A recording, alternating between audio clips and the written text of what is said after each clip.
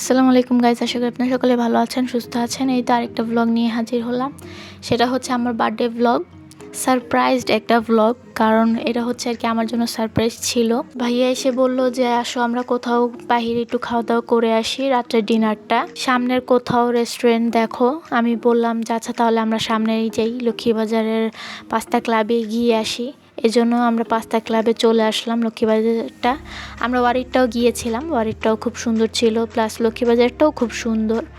আর এই তো আমরা চলে আসছি, আমরা চারজন গিয়েছিলাম, আসনা, আমি, ভাইয়া, ভাবি। এই তো আমরা সবসময় এই পাস্তা ক্লাবে আসলে উপরের এই টেবিলগুলোই চুজ করি। আসলে এখানে বসে খাবার খাওয়াটা একটু অন্যরকম ভাইব দেয়, খুব মজা লাগে এখানে বসে খাওয়া দাওয়া করতে। এই জন্য একের পর এক করে আমরা বসছিলাম।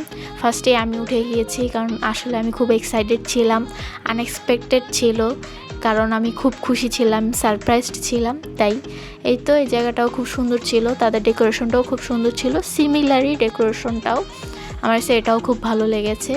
এখানেও উঠছিল আসনা, ভাইয়া, ভাবি। আসনাও হাই দিচ্ছিল আপনাদেরকে। এই তো এরপর হচ্ছে আমরা সবাই মিলে ছবি টবি তুলছিলাম, ভাইয়া ভাবিও ছবি তুলছিল। এই তো আসনা আবার হাই দিচ্ছে, মাঝখানে আমি অর্জাকেও বললাম হাই দিতে, অর্জাও হাই দিল। এরপর হচ্ছে আমরা খাবার অর্ডার করলাম।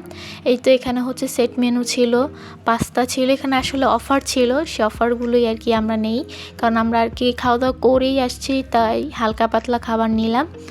আর এই তো পাস্তাটাও নিয়েছিলাম, পাস্তাটাও খুব মজা ছিল। এই তো ভাইয়া ভাবি কথা বলছিল, পাস্তাটা খুবই চিজি ছিল, বেক পাস্তাটা খুবই মজা ছিল। আমার কাছে তো পার্সোনালি খুবই মজা লেগেছে।